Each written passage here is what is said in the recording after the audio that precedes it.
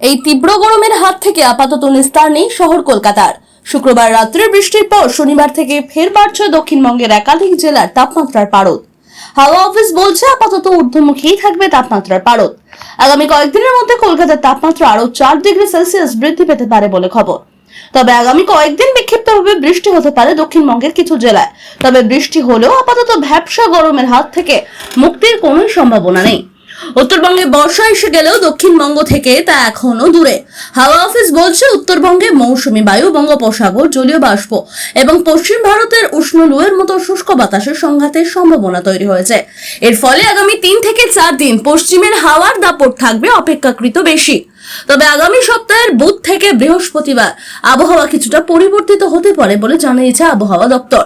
পাশাপাশি হাওয়া অফিস জানাচ্ছে উত্তরবঙ্গে আজ থেকে কমবে বৃষ্টি। দার্জিলিং, কালিম্পং, আলিপুরদুয়ার, কোচবিহার, জলপাইগুড়ি এই 5 জেলাতে বিক্ষিপ্তভাবে বৃষ্টির সম্ভাবনা থাকবে।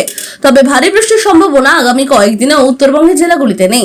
সারা সপ্তাহ ধরে উত্তরবঙ্গে কম বেশি বৃষ্টি চলবে। ইতিমধ্যে উত্তরবঙ্গে আনুষ্ঠানিকভাবে বর্ষা প্রবেশ করেছে। Bureau report, sky news Bangla.